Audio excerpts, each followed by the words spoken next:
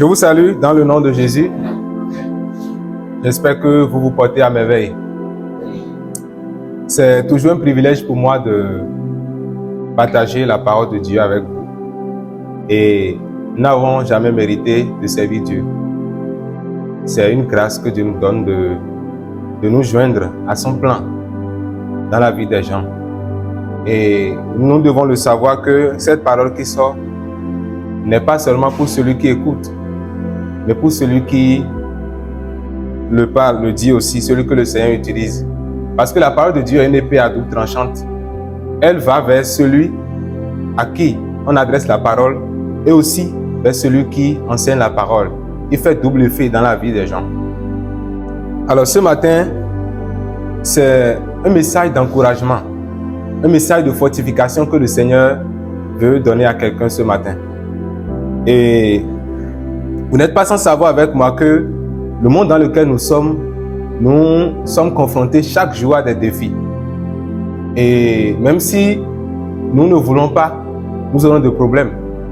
La seule manière pour nous de ne pas avoir de problème, c'est de mourir. Parce qu'il est facile de mourir que de vivre. Vivre, c'est être confronté à des difficultés. Vivre, c'est chaque jour affronter des défis. Mais mourir, c'est se reposer dans la présence de Dieu, sans problème. Mais tant que nous sommes dans ce monde, nous avons une mission à accomplir. Nous avons un défi à relever. Nous voyons déjà la manière dont les choses se passent déjà. Nous voyons que beaucoup de personnes périssent. Nous voyons que ceux qui aujourd'hui sont en place d'aider ceux qui périssent là, deviennent aussi des enseignants de l'argent, deviennent des escrocs. Et tout ça là nous met en mal et nous disons vraiment, Seigneur, si tu veux me donner la vie à relever ce défi, si tu veux m'accorder le privilège afin que je puisse te servir pour relever ce défi, ce serait une grande joie pour moi. Mais face à cela, le problème ne nous épargne pas. Nous allons donc prendre nos Bibles et l'ouvrir dans le livre de 1 Roi, le chapitre 19, versets 1 à 18. 1 Roi, le chapitre 19, versets 1 à 18. Quelqu'un peut nous aider? Oui, allez-y.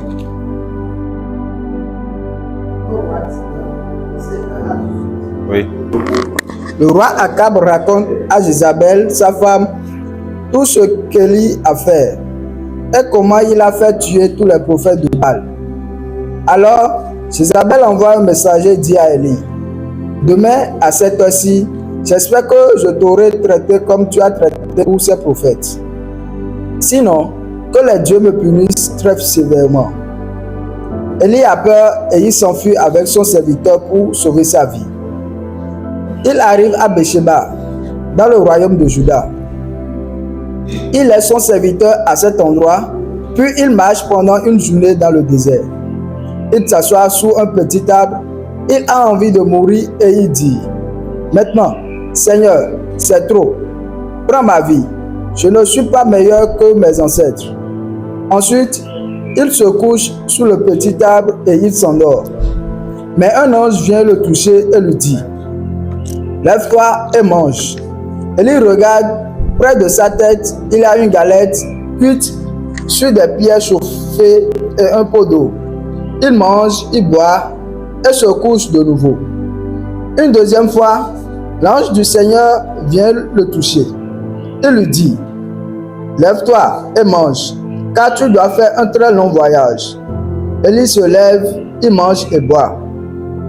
Cette nourriture lui donne des forces. Alors il marche 40 jours et 40 nuits jusqu'à l'Horeb, la montagne de Dieu. Arrivé au mont Horeb, Élie entre dans une grotte et il passe la nuit à cet endroit. Le Seigneur lui adresse sa parole. Pourquoi es-tu ici, Élie?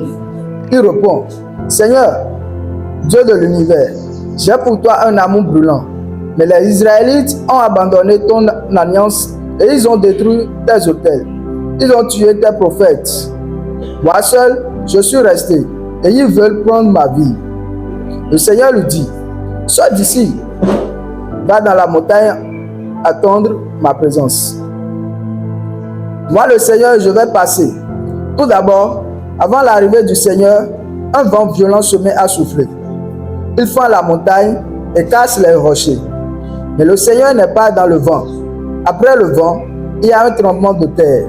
Mais le Seigneur n'est pas dans le tremblement de terre.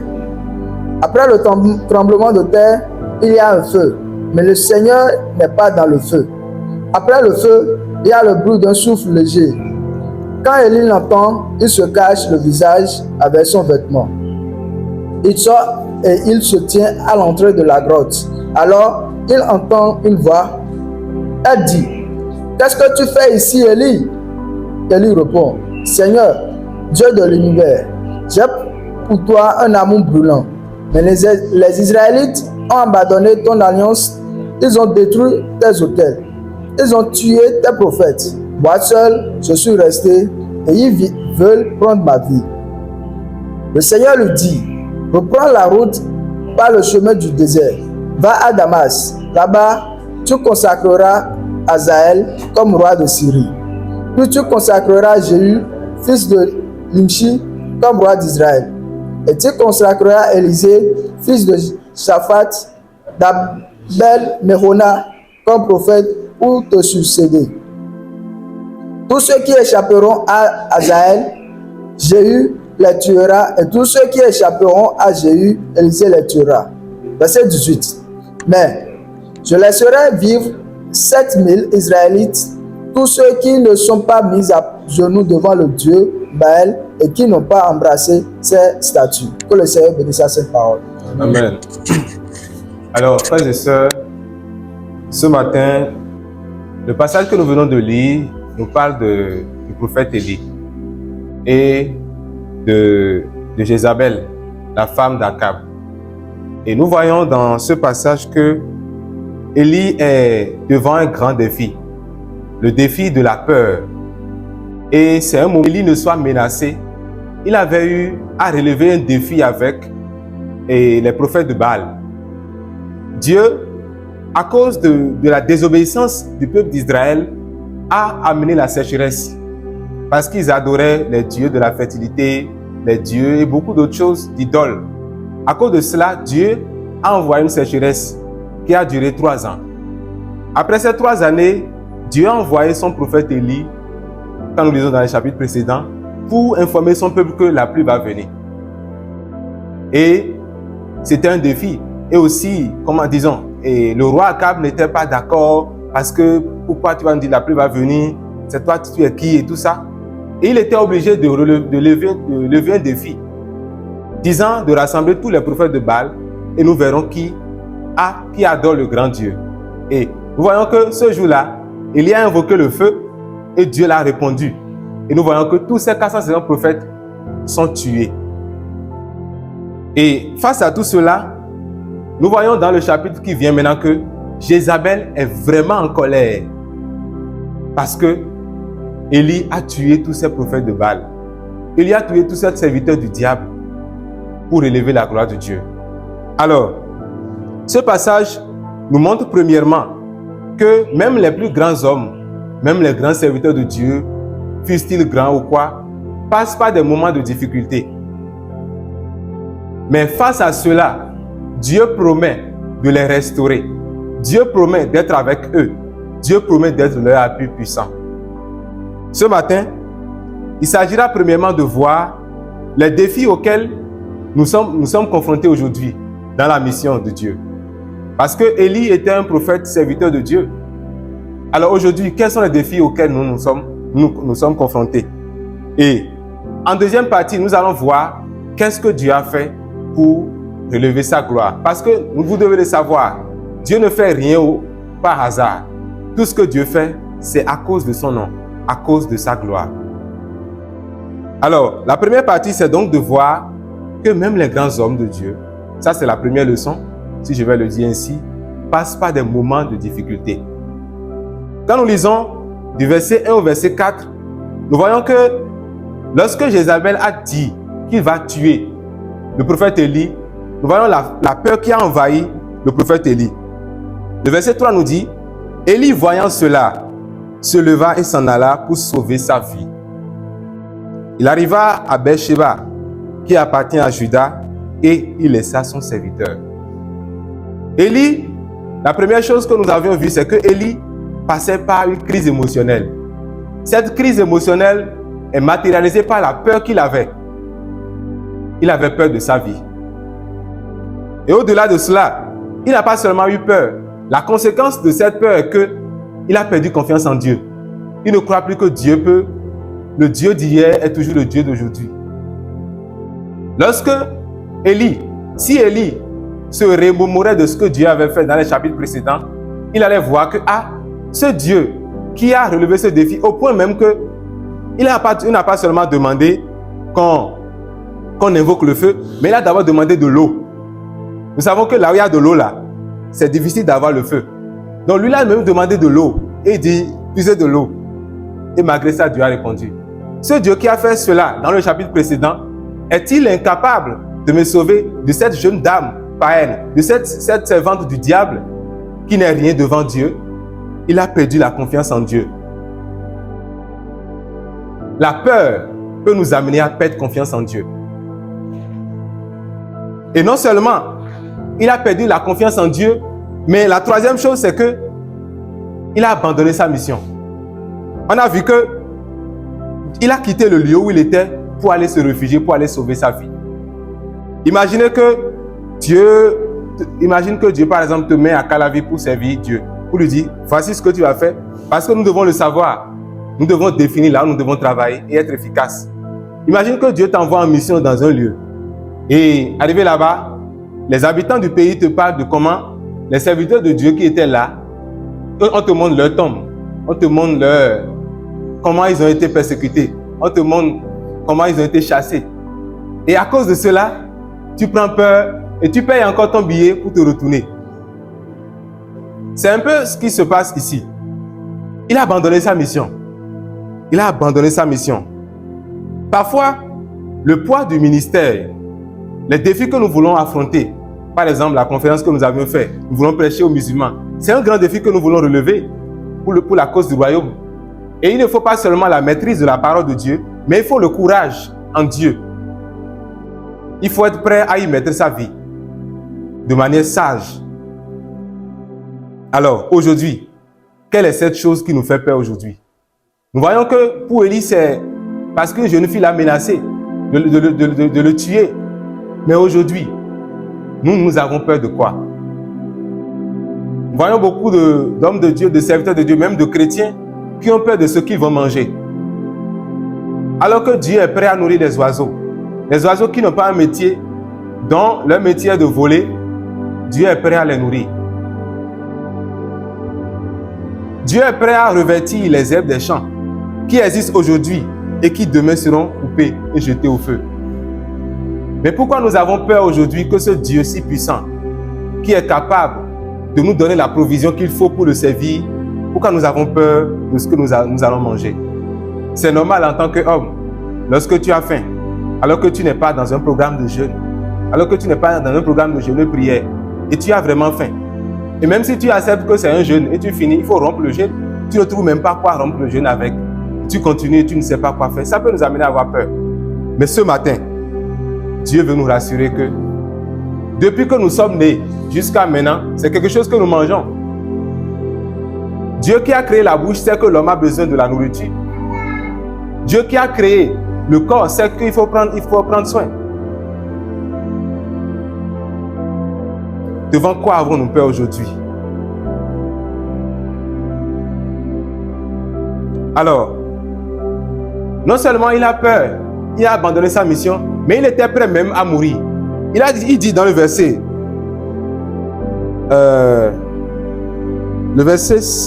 à partir du verset 4, il dit, c'est assez Seigneur, prends ma vie. C'est assez Seigneur, prends ma vie.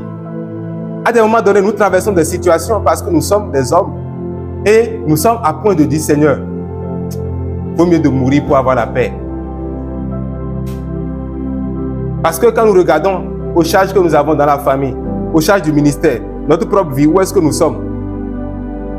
J'ai déjà tel âge, mais je n'ai pas encore atteint ce niveau. Comment les choses vont se passer? Le Seigneur veut nous dire aujourd'hui qu'il est avec nous. Il est le même Dieu hier, aujourd'hui, éternellement. j'aimerais nous inviter ce matin à reprendre notre courage en main. L'un des instruments que le diable utilise pour paralyser le serviteur de Dieu, ce n'est pas seulement le péché, ce n'est pas seulement autre chose, mais c'est surtout la peur, le découragement. Lorsque tu es sur le bon chemin et tu t'attends à ce que les gens t'accompagnent, tu t'attends à ce que les gens t'acclament, mais c'est en ce moment que les gens te découragent. Les gens disent qu'ils vont te tuer, les gens disent qu'ils vont détruire ta vie. Qu'est-ce que nous faisons pendant ces moments? Nous devons avoir confiance en Dieu.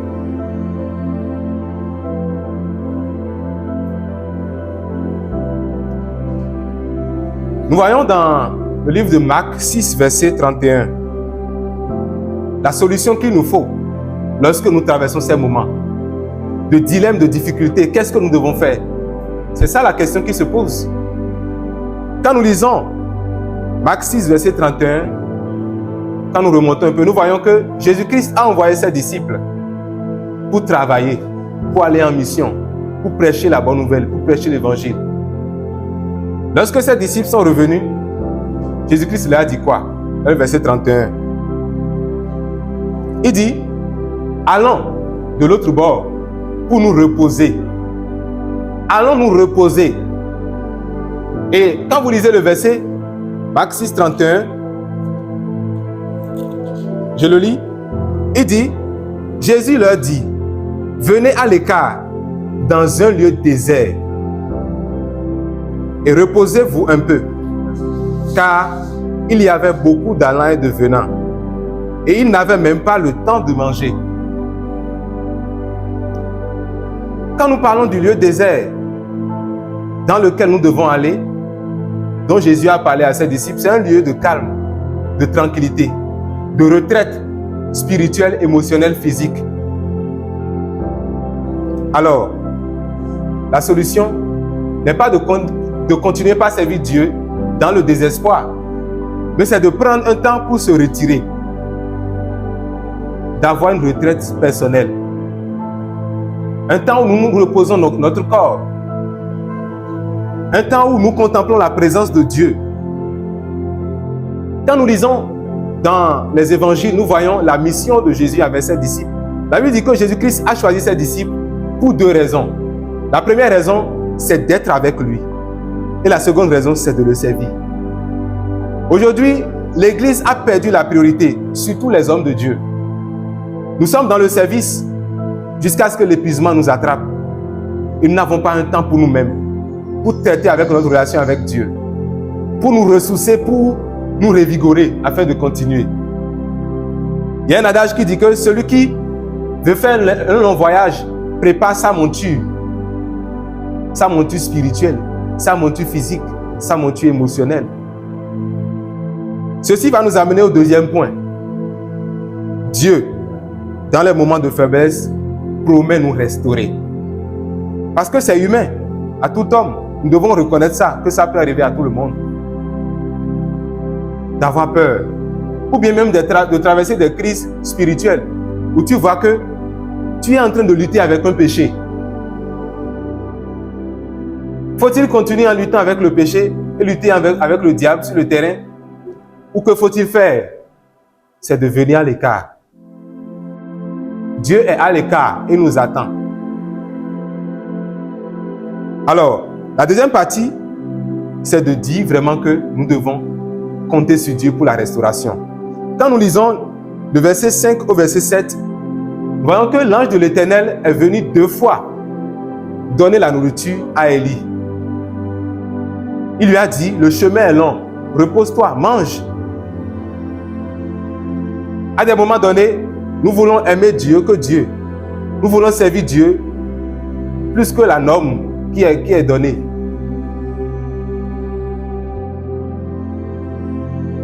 Nous voyons que Dieu a nourri d'abord Élie.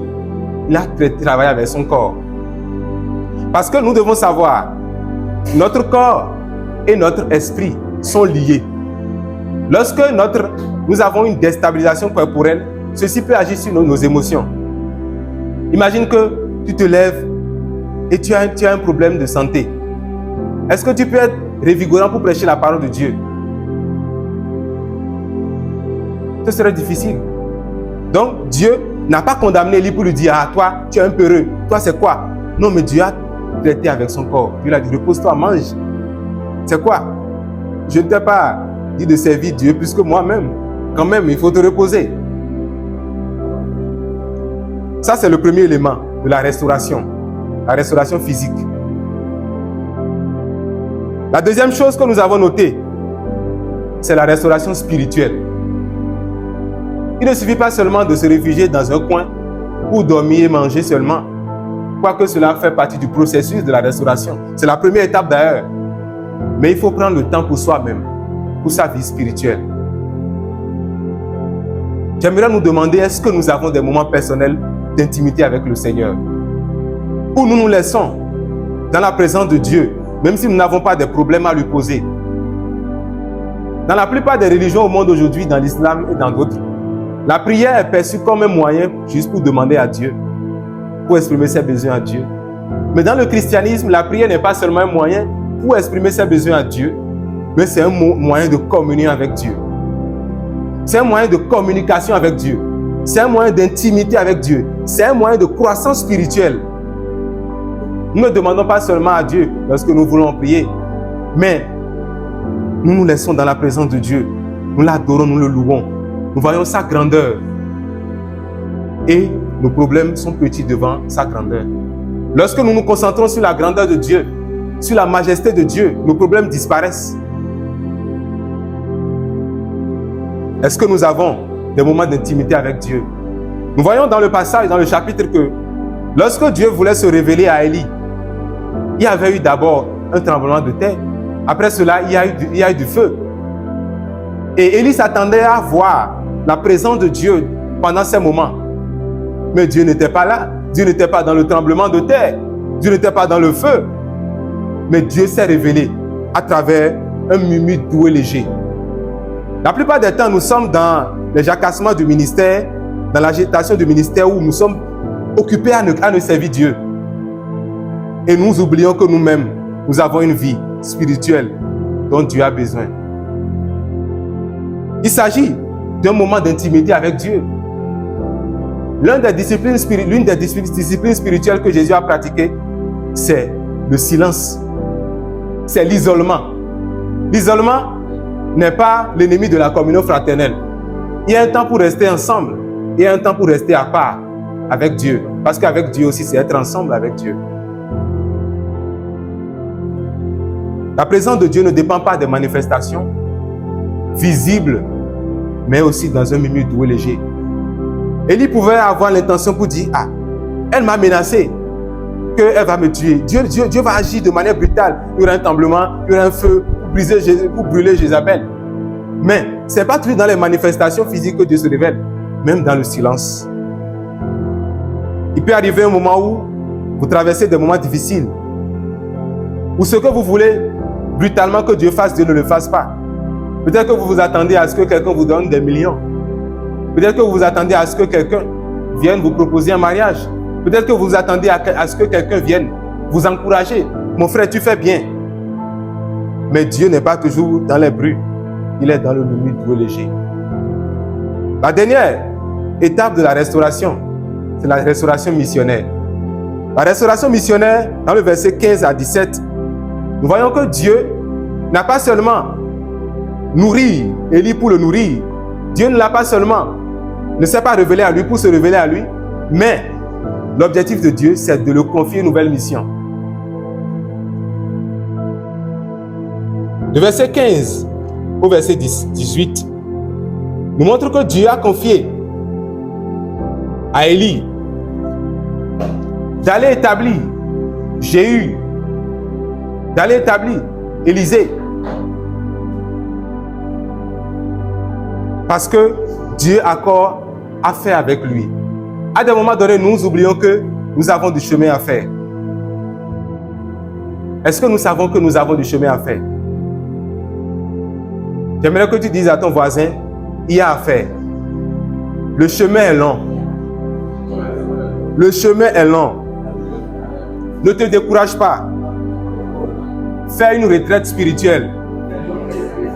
Retire-toi dans la présence de Dieu. Il y a du chemin à faire. Tu as encore une mission à accomplir pour la gloire de Dieu.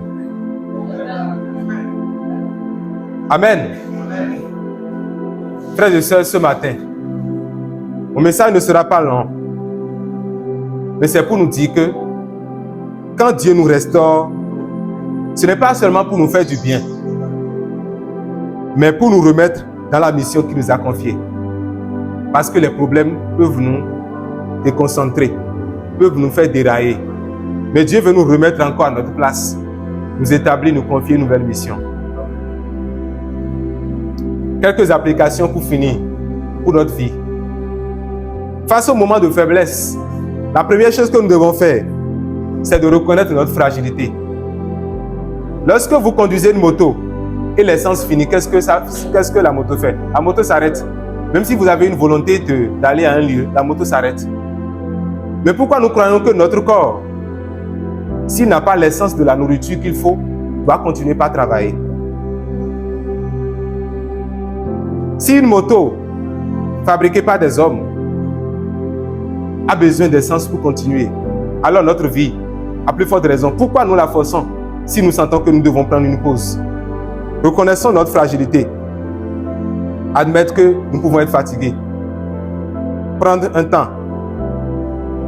La seconde chose, c'est de chercher un lieu de repos spirituel. Un lieu où il n'y a pas de bruit. Déconnecté des réseaux sociaux et connecté à Dieu.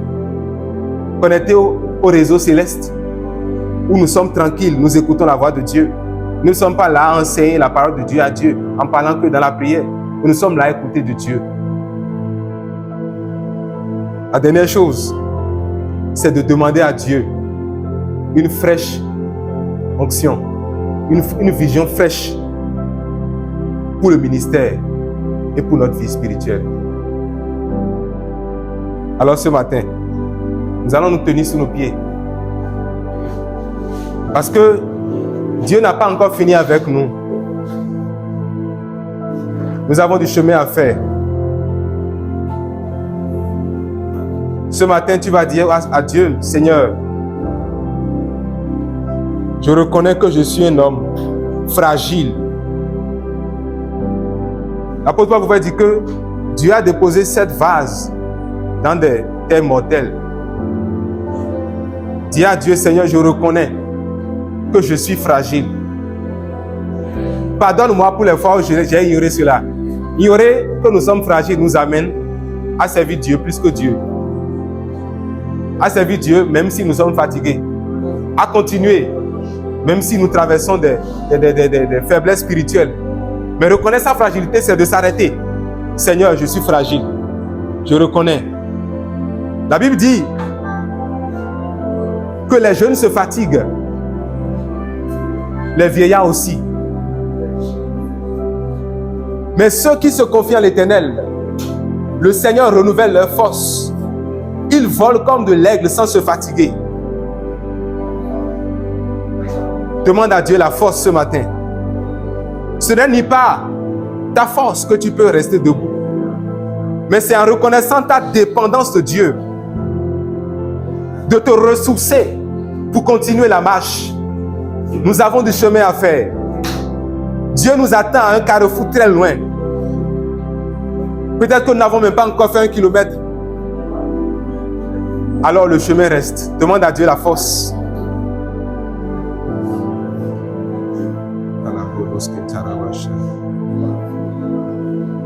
Prends ton temps dans la présence de Dieu. Demande la puissance de Dieu. Le Seigneur est près de nous. La Bible déclare que le Seigneur est près de ceux qui ont le cœur abattu. Jésus-Christ a vécu dans ce monde. Et la Bible dit que nous n'avons pas un souverain sacrificateur qui ne put compatir à nos besoins. Mais il a été lui-même tenté en toutes choses. Jésus aussi est passé par des moments de faiblesse émotionnelle. La Bible dit dans Jean 12, Jésus-Christ, à quelques temps de sa mort, il dit, mon âme est troublée. Si l'âme du Fils de Dieu est troublée, qu'en serait-il de toi? Reconnaître que nous sommes fragiles, c'est le début de la restauration. Demandez la puissance de Dieu. Seigneur, spirituellement, je sais que ça ne va pas. Je sais que je traverse des moments de faiblesse spirituelle. Je demande ta puissance. La Bible dit dans Philippiens 4,13, je puis tout par celui qui me fortifie. Dans Philippiens 2, verset 13, la Bible dit que, verset 8, il dit, c'est Dieu qui produit en vous le vouloir et le faire selon son bon plaisir. C'est Dieu qui met en nous la volonté et la force. Venons à lui. Jean 15 pouvait dire, sans moi, vous ne pouvez rien faire. Seigneur, je ne peux rien faire.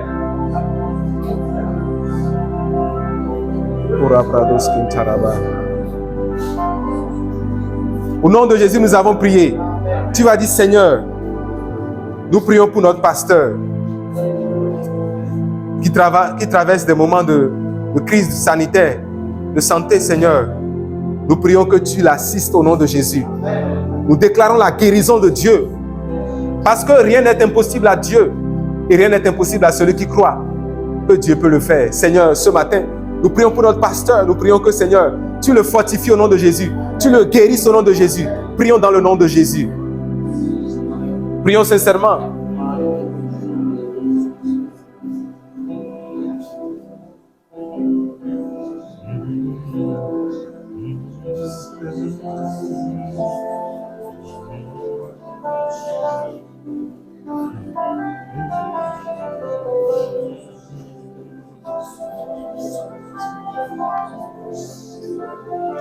Prions pour d'autres personnes que nous connaissons. Des personnes que nous connaissons qui sont malades. Que le Seigneur les restaure.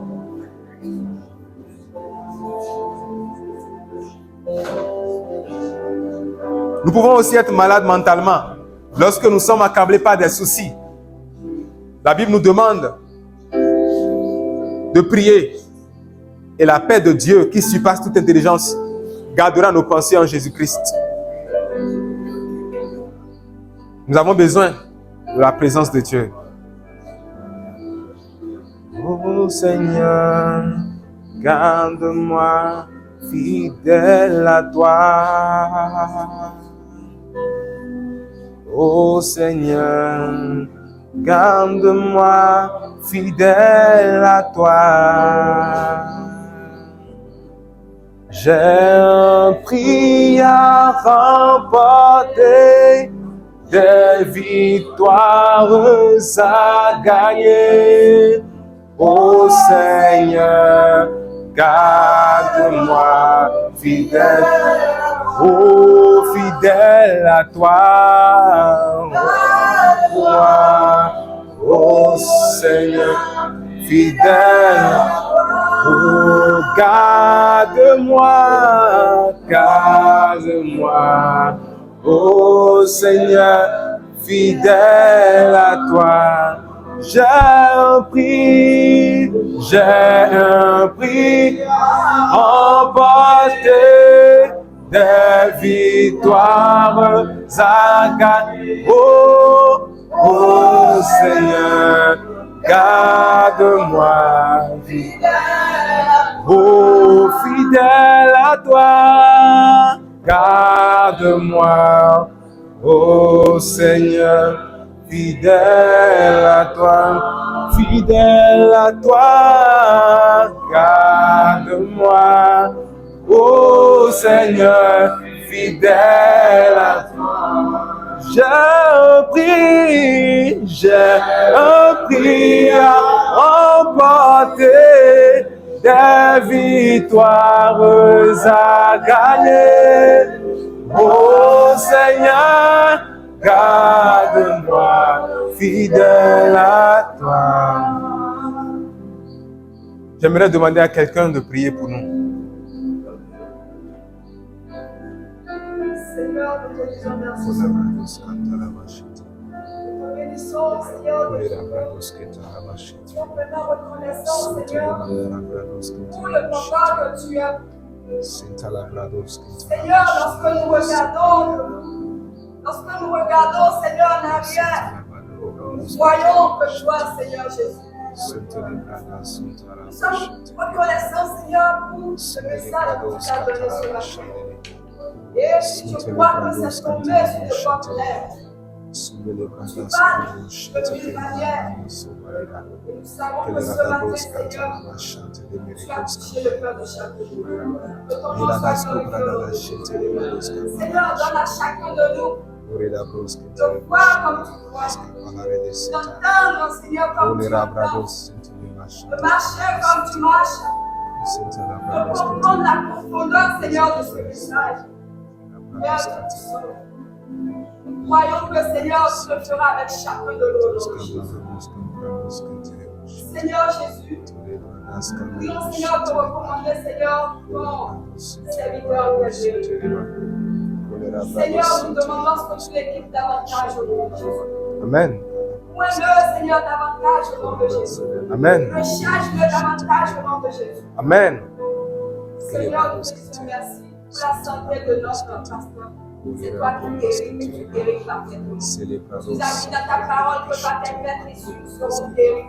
Seigneur, qu'il soit guéri totalement au nom de Jésus. Que ton sang coule à flot dans ses veines au nom de Jésus. Que ton sang coule à flot dans son corps au nom de Jésus. Afin qu'il témoigne de ta puissance et de ton autorité, Seigneur. Ta présence au milieu. Que ces moments, Seigneur, nous soient bénéfiques au nom de Jésus.